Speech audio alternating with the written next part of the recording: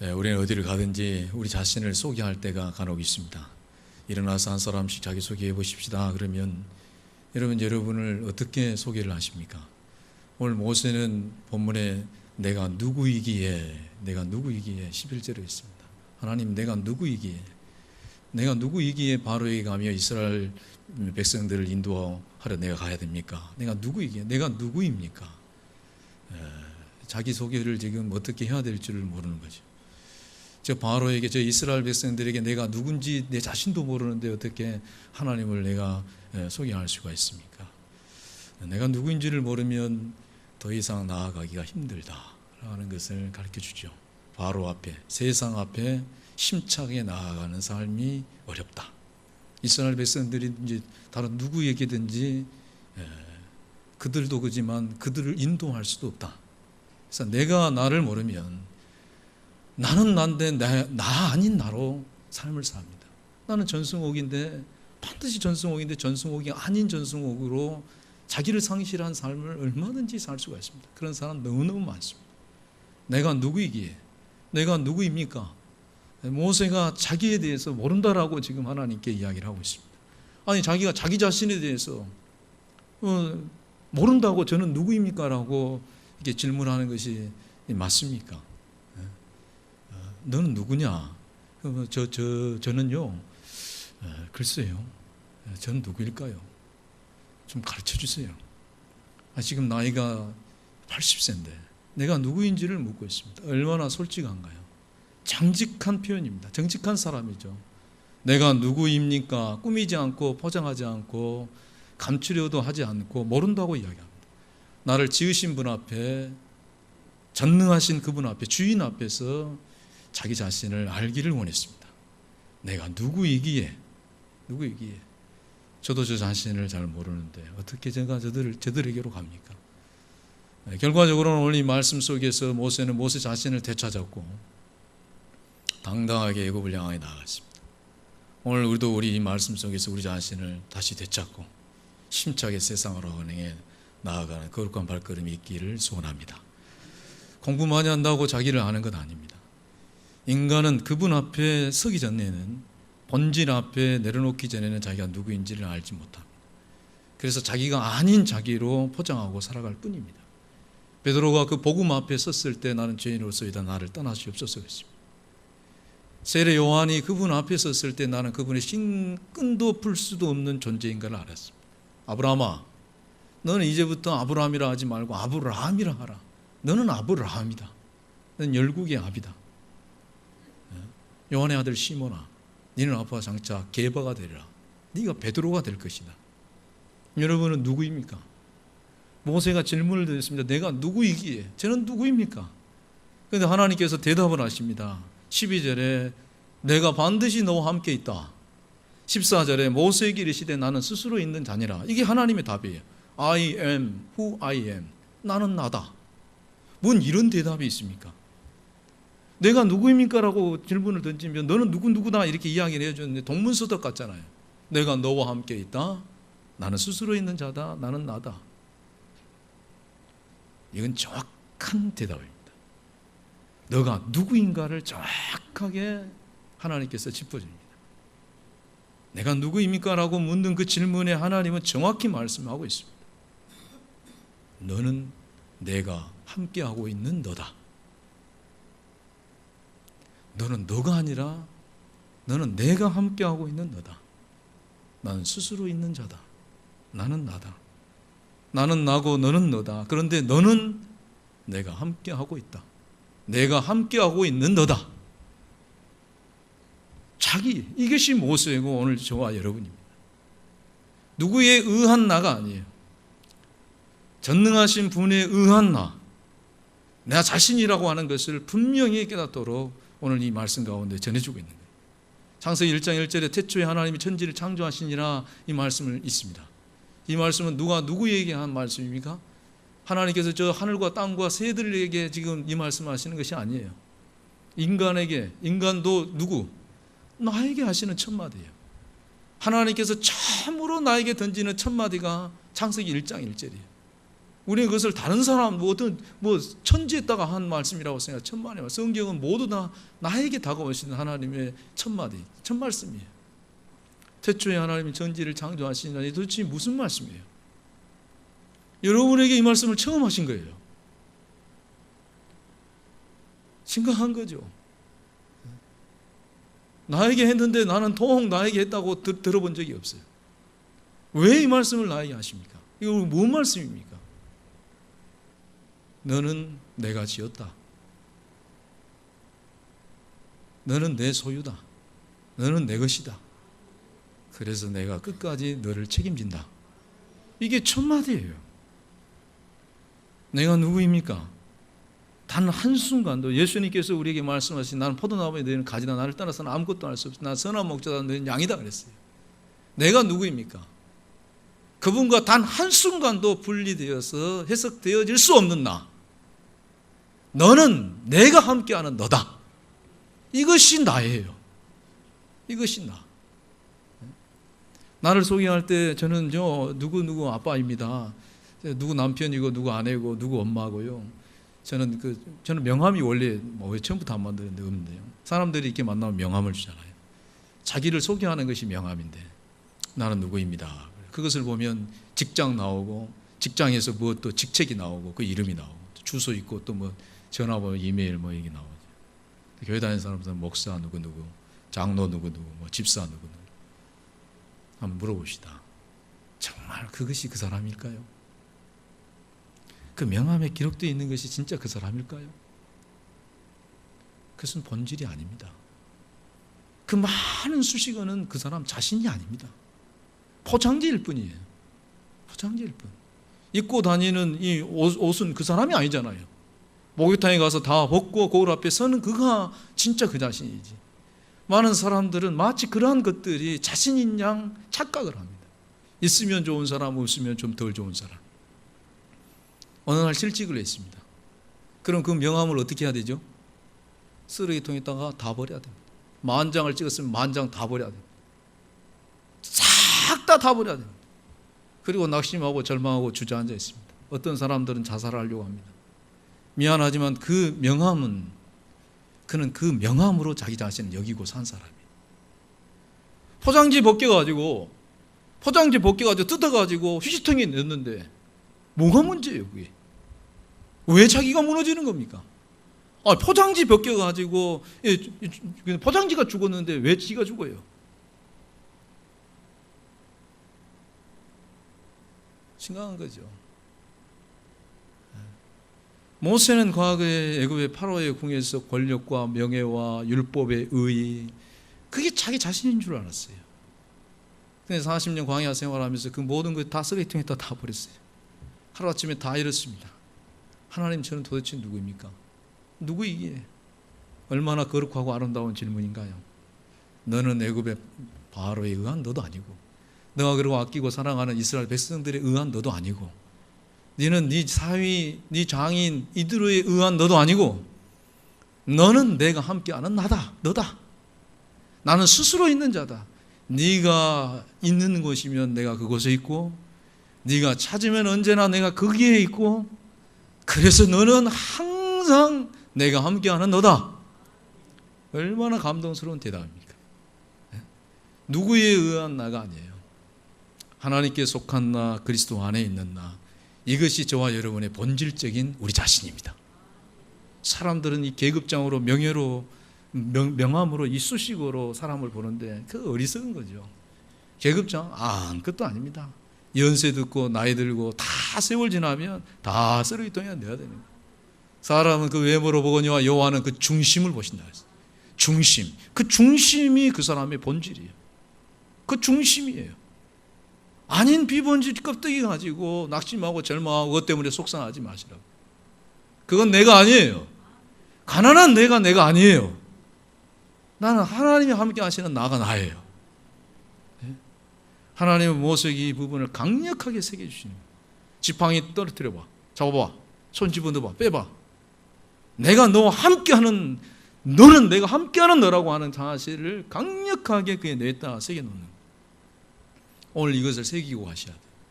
여러분 우리의 뇌는요 얼마나 바보인지 몰라요. 굉장히 까다롭고 또 단순합니다. 변덕이 또 무지무지 심한 게 우리 인간의 뇌구조예요. 내가 그토록 저장하라고 하는 지식은요, 그렇게 잘 저장을 안 해요. 저장했다가도 자기 마음에 안 들면, 내가 원하지 않아도 지 마음에 안 들면 자기 마음대로 이 안에서 다 지워버려요. 아, 그렇구나. 맞아. 저 말씀이 맞아. 그랬다가도 지워버려요. 거룩한 것일수록, 참된 것일수록, 하나님의 본질적인 메시지일수록 이걸 지 마음대로 지워버려요. 그리고 아닌 것, 헛된 것은 그렇게 잘도 집어넣는 거예요. 저장하려고 하는 것은 금방, 이게 한계예요. 누구나 쉽게 노력 없이 예수를 잘 믿을 수 있다고 생각하십니까? 그렇게 쏙쏙쏙쏙 이렇게 저장이 될 거라고 생각하세요? 예?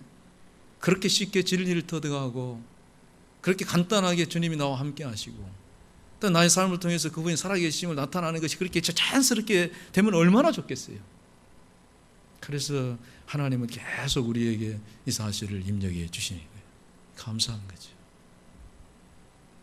이스라엘 백성들이 가나안 땅에 도착할 때까지 하나님께서 끊임없이 말씀하신 것이 뭐냐면 이 3장부터가 뭐냐면 젖과 꿀이 흐르는 땅을 너에게 주리라.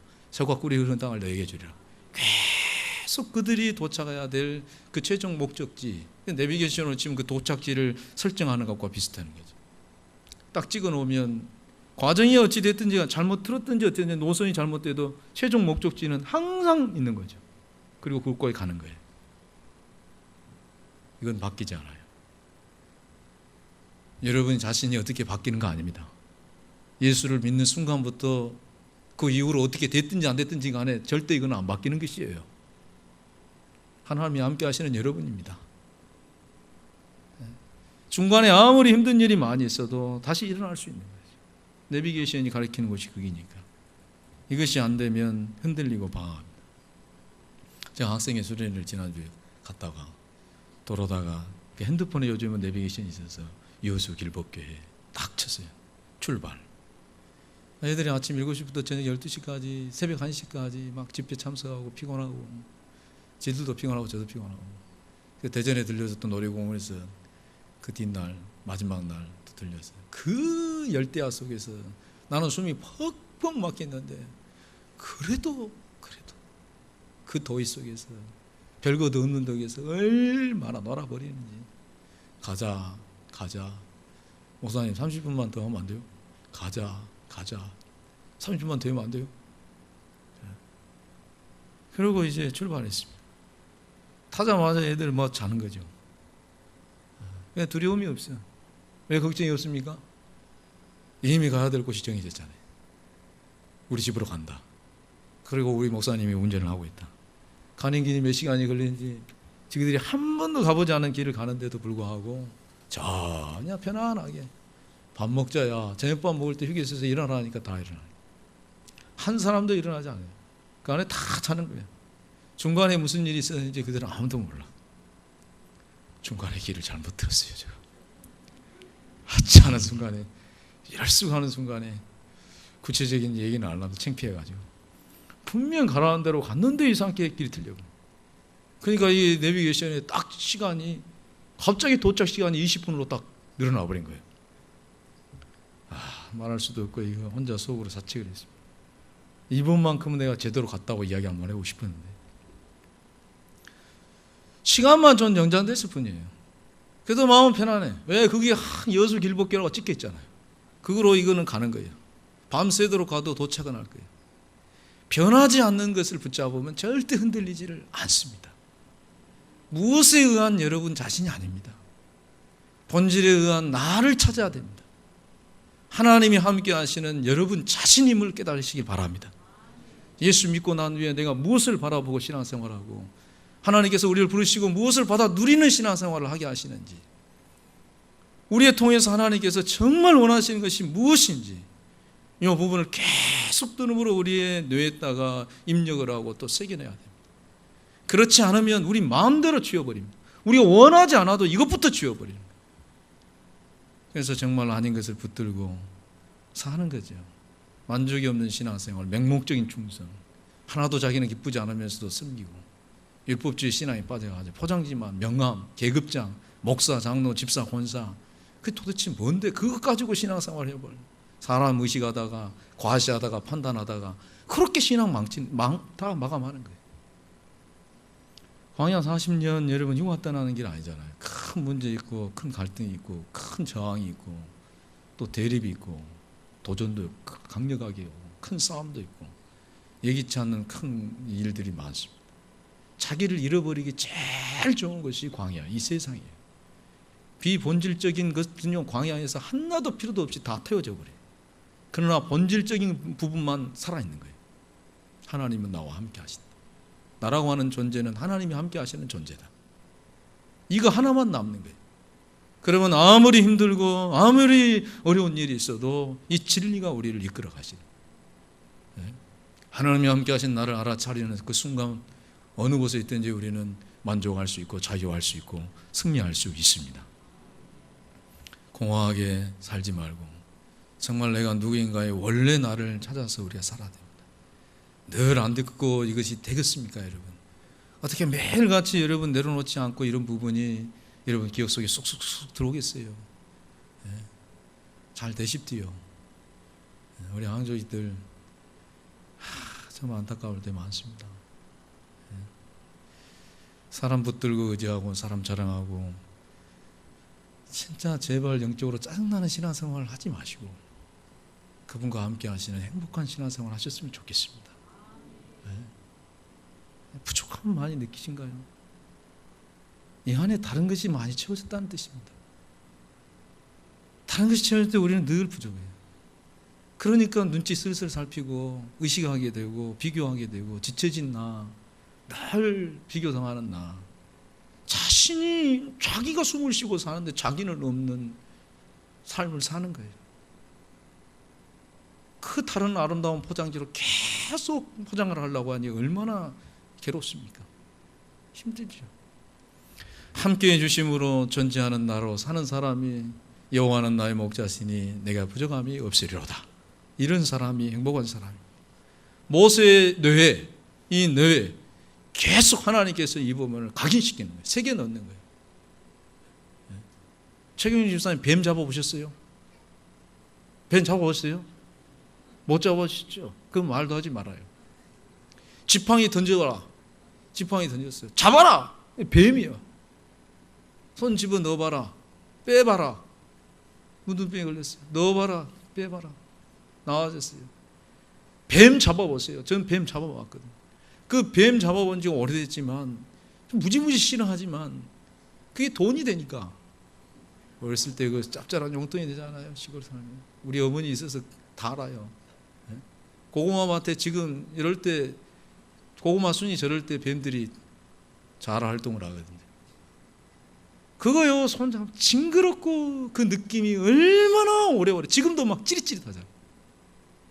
하나님이 왜 그렇게 했을까요? 이게 현재성의 효과라는 말이에요. 현재성의 효과. 우리의 기억 속에 강력하게 심어놓기 위해서 우리 뇌가 그런 것을 아시기 때문에 타락한 인간의 이 뇌 구조가 그러고 한 것을 잊어버리니까 강력하게 제일 징그러운 뱀을 만지게 함으로 너라고 하는 존재는 내가 늘 함께하는 너다라고 하는 사실을 여기다 강력하게 심어놓는 거예요. 절대 이것만은 잊지 말아라. 12에 걸친 혈린 여인이 와서 예수님의 옷자락에 손을 대었습니다. 치유를 당했습니다. 예수님이 그 여인의 뇌에다가 무엇을 심어놓기를 원했겠어요? 그 여인이 모든 것을 다 허비했다고 그랬습니다. 네 병 나았다 이거겠어요? 뭐겠어요?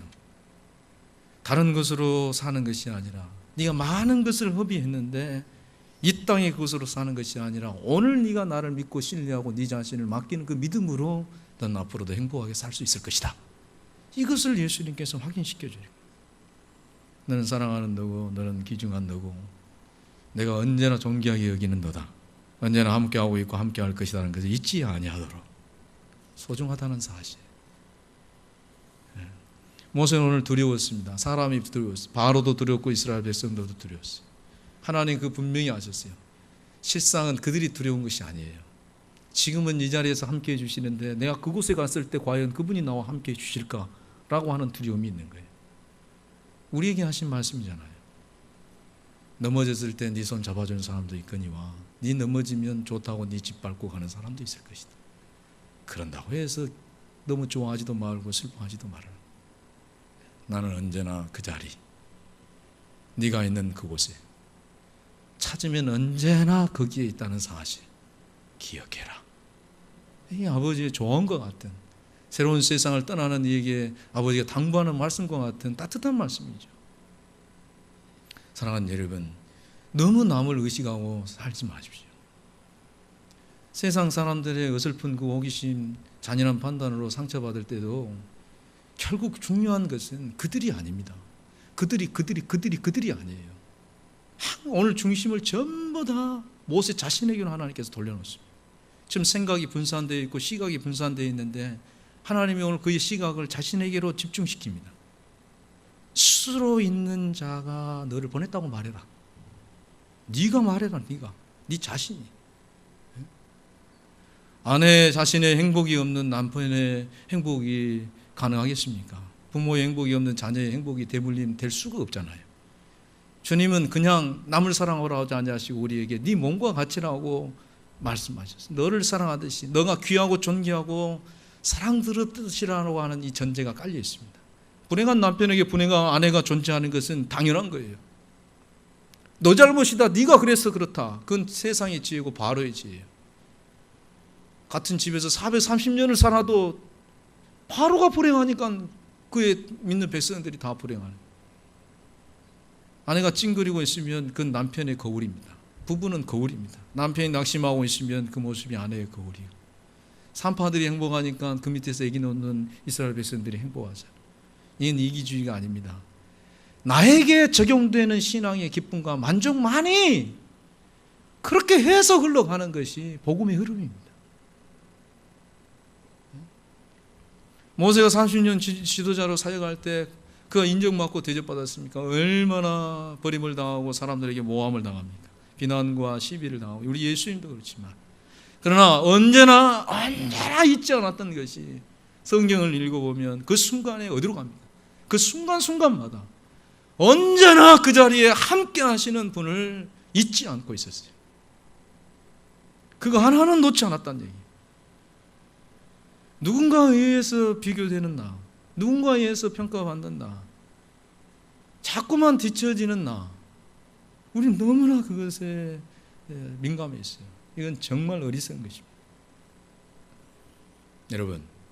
여러분이 생각하는 것만큼 남들이 여러분을 생각하고 관심을 가지고 있다고 생각하면 이건 정말 큰 착각입니다. 다른 사람은 나에 대해서 별로 관심이 없습니다. 저 가서 이렇게 하면 어떻게 해요? 모세가 이야기했지만 사장에 가서 보면요, 그럼 다른 사람은 그런 걱정 없어요. 가서 말하고 기적해 가니까 모든 백성들이 그에 순종하고 여호와를 경외했다고 그랬습니다. 모세의 착각이죠. 여러분, 지난주 제가 무슨 넥타이를 차고 여기 서인 줄 아십니까? 관심 없잖아요. 저도 지난주에 뭘 차고 여기 섰는지 몰라요. 우린 스스로가 너무 이 무대 연극 배우처럼 모든 사람들이 나만을 생각하고 있다라고 하는 일명 조명 효과라고 하죠. 남들은 그렇게 관심이 없어요. 제발 좀 얽매이지 마시기 바랍니다. 얽매이지 마세요. 나를 어떻게 평가하고 생각할까? 사람들은 나를 미워할 것이다. 바로도 울고 저 이스라엘 백성도 나를 싫어할 것이다. 자기를 잃어버린 모세의 모습이 그대로 거기서 나오는 거예요. 사람들은요, 나를 안 믿어줄 것처럼 생각하고 나를 미워할 것처럼 생각을 하죠. 여러분, 사람들이 여러분을 미워하는 것은 여러분이 문제입니까? 미워하는 그 사람이 문제입니까? 잘 생각해 보세요. 도마가 예수님을 못 믿는 것은 예수님이 문제예요? 못 믿는 도마가 문제입니까? 남이 싫어하는 것은 솔직히 말하면 싫어하는 그 사람이 문제예요. 그런데 우리는 너무나 그쪽에 관심이 많아요. 모세가 문제가 아니에요. 믿지 않는 그가 문제예요. 그들이 내게 묻기를 이렇게 질문해요. 야, 이놈아, 가서 내가 보냈다고 해라. 그냥 네가 이야기한 대로 해라. 아무리 네가 이해를 시키려고 설명을 해도 싫어할 사람들은 싫어하고 미워할 사람들은 미워할 것이다. 어떤 친구가 친구에게 몹시 따돌림 당하고 미움을 당했어요. 그 나중에 이유를 알고 보니까 그 친구 새엄마가 들어왔는데 그 새엄마가 사투리를 썼어요. 그런데 한편이면 그 친구가 그 새엄마가 쓰는 사투리를 그대로 쓰는 거예요. 그래서 그 친구를 미워했대요. 이게 전이라는 것인데, 그러니까 아동기의 가장 중요한 사람과의 관계 안에서 느꼈던 사고, 행동 이런 것들이 현재 어른이 된 현재 관계를 맺는 사람들에 의해서 나타나는 게, 사랑으로 나타나기도 하고 미움으로 나타나기도 하고 분노로 나타나, 이건 무의식적으로 나타나는 반응이기 때문에 그 치유되기 전에는 이게 어떻게 할 수가 없는. 사투리 쓰는 것이 그 얘의 잘못이에요. 사투리 쓴다고 나무라는 그 얘가 문제입니까?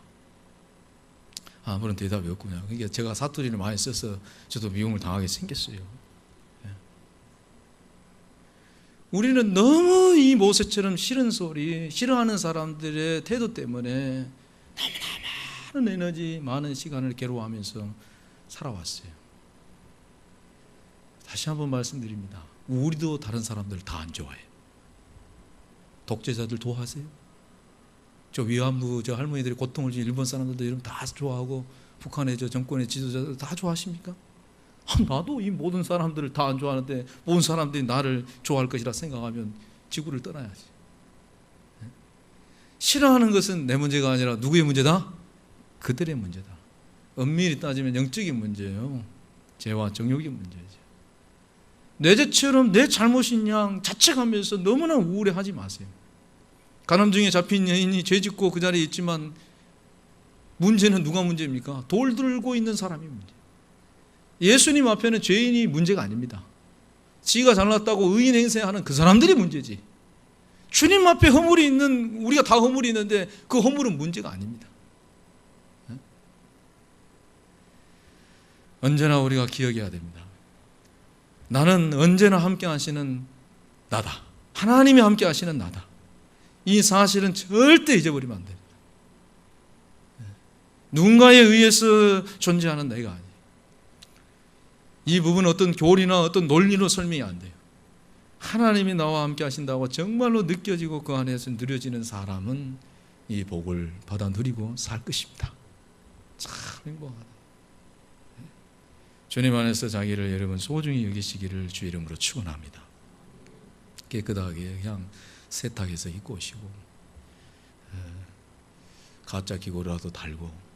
김명 집사님 오늘 얇게 트셨네. 잘 칠하셨어요.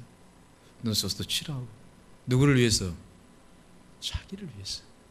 남에게 피해를 주지 않는 범위 안에서 자기를 소중히 여기고 사십시오. 그래야만 저 바로에게 세상으로 또 누군가를 인도할 때 나아갈 수 있습니다. 명함에 의한 나, 어떤 포장지에 의한 나, 그거 아무것도 아니에요. 그걸 이해하지 마세요. 하나님이 여러분에게 주신 명함이 있습니다. 여호와께서 요셉과 함께 하시니 형통하시더라. 여호와께서 다윗과 함께 하시니 이기게 하시더라. 항상 그 이름이 그렇게 따라가는 거예요. 함께하는 그들. 여러분이 계시는 그곳에 늘 함께 계시는 여러분의 하나님. 그래서 여러분은 소중한 여러분, 그분의 그 기쁘신 그 사랑 가운데서 그 거룩하신 뜻을 나의 삶으로 아름답게 표현하시면서 자기의 삶을 좀 한 주는 아름답게 사십시다. 남편에 의한 나도 소중해. 아내로서 소중하지만 정말 하나님이 함께 하시는 나로서 좀 한 주를 좀 살았으면 좋겠습니다. 조금 이기적이라도 그건 이기적인 거 아니에요. 하다 너무 이타적으로 살았으니까. 자기 감정 엉두리고 그냥 너무나 여기 계시는 여자분들이시여 주 안에서 자유를 누리시며 사시기 바랍니다. 그 남자분들은 또 속상하시겠네. 네? 사실은 정말 이게 맞는 설교예요. 맞는 말씀. 주 안에서 행복하시길 주 이름을 축원합니다. 기도하겠습니다.